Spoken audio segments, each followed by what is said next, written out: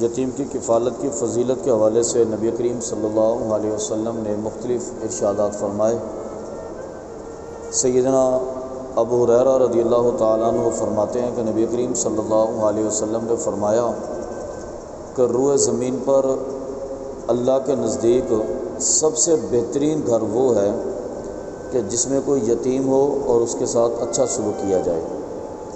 اور فرمایا کہ سب سے بدترین گھر وہ ہے کہ جس کے اندر کوئی یتیم ہو اور اس کے ساتھ برا سلوک کیا جائے۔ اسی طرح سیدنا ابو ہریرہ رضی اللہ تعالیٰ عنہ اس حدیث کے راوی ہیں۔ آپ فرماتے ہیں کہ نبی کریم صلی اللہ علیہ وسلم نے ارشاد فرمایا کہ کوئی شخص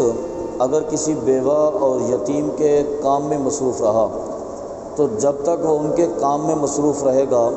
اللہ تبارک و تعالی اس کو جہاد کا اجر عطا فرمائے گا۔ اور ابو ہریرہ ہی اس حدیث کے راوی ہیں، فرماتے ہیں کہ نبی کریم صلی اللہ علیہ وسلم نے ارشاد فرمایا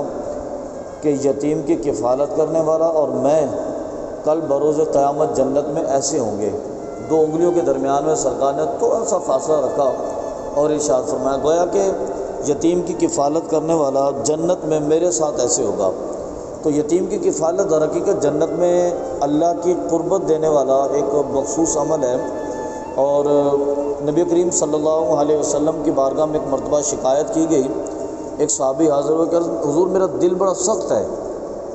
تو دل کو نرم کرنے کے لیے کیا کیا جائے؟ آپ نے فرمایا کہ یتیم کی کفالت کرو، تو اس سے دل نرم ہوتا ہے۔ اللہ رب العالمین نے قرآن پاک میں ارشاد فرمایا کہ وَابْتَلُوا الْيَتَامَىٰ حَتَّىٰ إِذَا بَلَغُوا النِّكَاحَ، یتیم کو آزماتے رہو حتیٰ کہ وہ نکاح کی عمر تک پہنچ جائے۔ فَإِنْ آنَسْتُم مِّنْهُمْ رُشْدًا فَادْفَعُوا إِلَيْهِمْ أَمْوَالَهُمْ، پس اگر تم اس میں نیکی کو محسوس کرو تو اس کی طرف اس کا مال لوٹا دو۔ وَلَا تَأْكُلُوهَا إِسْرَافًا وَبِدَارًا أَن يَكْبَرُوا، اور اس کے مال کو ضائع کرتے ہوئے، زیادہ خرچ کرتے ہوئے نہ خرچ کرو۔ وَمَنْ كَانَ غَنِيًّا فَلْيَسْتَعْفِفْ، ہاں اگر تم غنی ہو، بے پرواہ ہو، تو تمہیں چاہیے کہ اس کا مال استعمال بالکل نہ کرو۔ وَمَنْ كَانَ فَقِيرًا فَلْيَأْكُلْ بِالْمَعْرُوفِ، اور تم میں سے جو شخص ضرورت مند ہو تو وہ یتیم کے مال کو اچھائی کے ساتھ استعمال کرے۔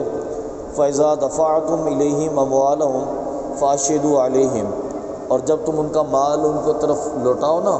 تو کچھ لوگوں کو گواہ بنا لو۔ وَكَفَىٰ بِاللَّهِ حَسِيبًا، اور کافی ہے اللہ تبارک و تعالیٰ کارساز کے طور پر۔ اس کے اندر ایک تو بہترین تو یہ فرمایا کہ سب سے پہلے تو ایسا کرو، یتیم کی جب تم پرورش کرو، تربیت کرو، چونکہ مقصود اس کے مال کی حفاظت تھی، تو فرمایا کہ ایسا نہیں ہے کہ جب وہ بالغ ہو جائے اس کو مال اس کا دے دیا، وہ تو ضائع کر دے گا۔ فرمایا کہ اس کو آزماتے رہو، اس کی جانچ پڑتال کرتے رہو، جب تم یہ محسوس کرو کہ وہ اس لائق ہو گیا ہے کہ اپنے کاروبار کو سنبھال سکتا ہے، اپنی پراپرٹی کی رکھوالی کر سکتا ہے، پھر اس کو دے دو۔ اور اگر تم محسوس کرو کہ ابھی وہ اس لائق نہیں ہوا تو فرمایا کبھی اس کو مال نہ دو، پہلے اس کو اس لائق بناؤ، اس کی تربیت کرتے رہو، جب وہ اس قابل ہو جائے پھر اس کو دو۔ ایک تو یہ فرمایا۔ دوسرے نمبر پر یہ ہے کہ اب ظاہر ہے کہ یتیم کی کفالت اگر کی جائے اور بندہ خرچ کہاں سے کرے، اس کے دو راستے شریعت نے عطا کیے۔ فرمایا کہ سب سے بہتر تو یہ ہے کہ اگر اللہ نے تمہیں فرصت دی ہے، تم بہترین مالدار ہو، اچھا کھاتے پیتے ہو، تو بس صرف یتیم کی کفالت کرو، اس کے مال کو خرچ نہ کرو، اس کے مال کو خرچ نہ کرو، تاکہ اس کے پاس جو جمع پونجی ہے اس کو بڑا ہونے کے بعد دی جائے تو قابل قدر ہو۔ لیکن فرمایا کہ اگر تم خود محتاج ہو، ضرورت مند ہو، ذرائع آمدن زیادہ نہیں ہے، تو فرمایا کہ پھر اس کے مال کو استعمال تو کرو، لیکن اس کے مال کو انتہائی مناسب انداز میں استعمال کرو کہ فالتو اس کے اندر سے بالکل نہ جائے۔ اچھا، اسراف جو فضول خرچی ہے نا، فضول خرچی کی تعریف اب یہ سمجھ لیں، ہمارے یہاں فضول خرچی کہتے کسے ہیں؟ فضول خرچی کا مطلب زیادہ استعمال کرنا نہیں ہوتا، فضول خرچی کا مطلب ہوتا ہے ضرورت سے زیادہ استعمال کرنا۔ جیسے مثال کے طور پر ایک شخص ہے، اس کی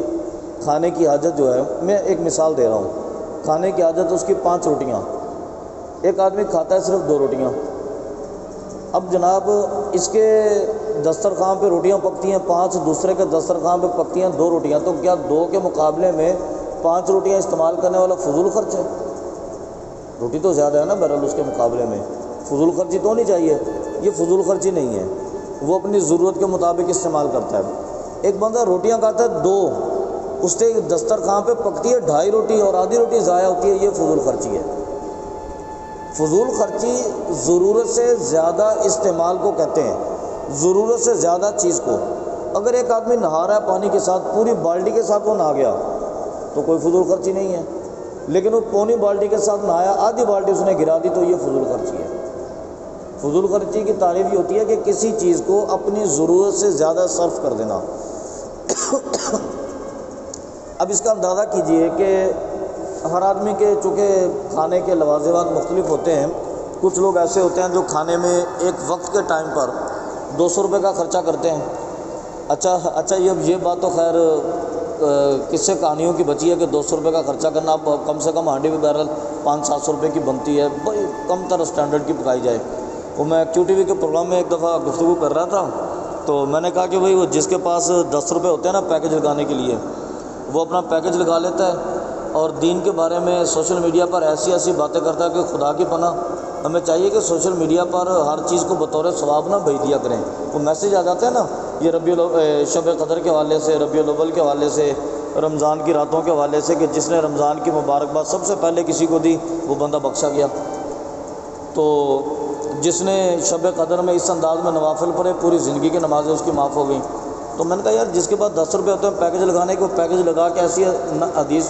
میسیج کو حدیث کے نام پہ میسیج کر دیتا ہے۔ تو بریک آئے تو بریک کے درمیان میں نا وہ ریکارڈ روم سے مجھے کال کر کے کہنے لگے کہ مفتی صاحب وہ پیکج ہمیں بھی بتاتے جو 10 روپے میں لگتا ہے،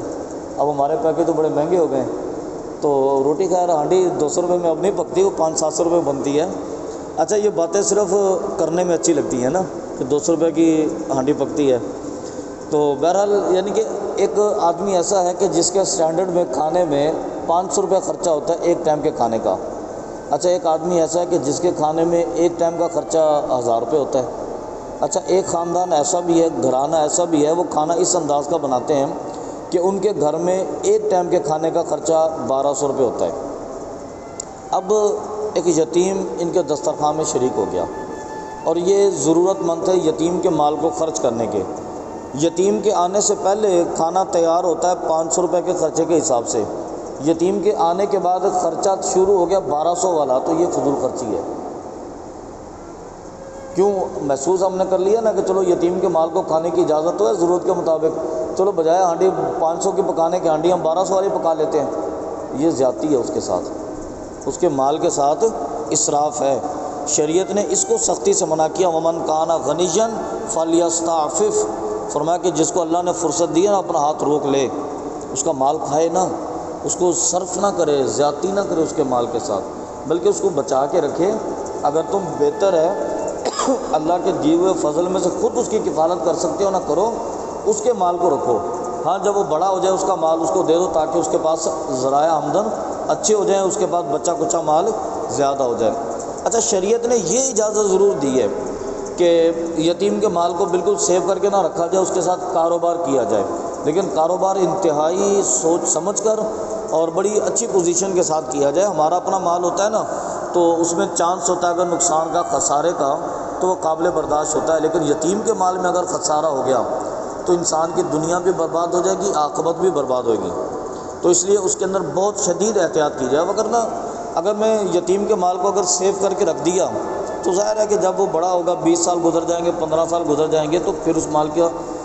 مقصد ڈی ویلیو ہو جائے گا، اس کی وہ پوزیشن نہیں بچے گی نا جو آج کے دور میں۔ اگر آج 1 لاکھ روپے بینک میں رکھ دیا جائے، 1 لاکھ روپے بہرحال اس لائق ہے کچھ اسے خریدا جا سکے، آج کے 20 سال کے بعد تو 1 لاکھ روپے کی کوئی اوقات نہیں ہوگی۔ ہمیں خوش رہے کہ ہم نے بھی یتیم کے مال کو سنبھال کے رکھا ہوا ہے، 20 سال کے بعد 1 لاکھ روپے نکال کے اس کے ہاتھ میں رکھا تو 20,000 روپے کا بچے گا۔ تو بہتر ہے کہ اس کے مال میں کاروبار کیا جائے، لیکن انتہائی چھان بین کے بعد، انتہائی غور و فکر کے بعد، تاکہ اس میں خسارے کے چانسز بالکل نہ ہو۔ تو پھر آگے تیسرا طریقہ یہ فرمایا کہ فَإِذَا دَفَعْتُمْ إِلَيْهِمْ أَمْوَالَهُمْ فَأَشْهِدُوا عَلَيْهِمْ، جب تم اس کا مال اس کو دینے لگو نا گواہ بنا لو۔ برادری میں سے کچھ لوگوں کی دعوت کرو، ان کو دسترخوان میں شریک کرو اور ان کے سامنے بٹھا کر پورے کا پورا مال جو آپ نے یتیم کو دینا ہے نا اس کے ذمے کرو، دوستوں کو گواہ بنا لو، تاکہ کل کو خدا نہ خواستہ کسی کی طرف سے کوئی بلیم نہ آئے کہ اس آدمی کے پاس یتیم کا مال تھا سارے کھا گیا۔ تو اس لیے فرمایا کہ فیضا دفعتم الیہم اموالہم فاشہدوا علیہم، جب تم اس کا مال اس کو واپس کرنے لگو تو اس پر گواہ بنا لو، وکفیٰ باللہ حسیبا، باقی کارساز کے طور پر اللہ کافی ہے، لیکن اللہ تبارک و تعالیٰ نے دنیا میں زندگی گزارنے کے لیے جو اسباب دیے ہیں نا وہ استعمال کرنے چاہیے۔ اللہ رب العالمین کی بارگاہ سے دعا ہے کہ اللہ تعالیٰ صراط مستقیم پر استقامت عطا فرمائے۔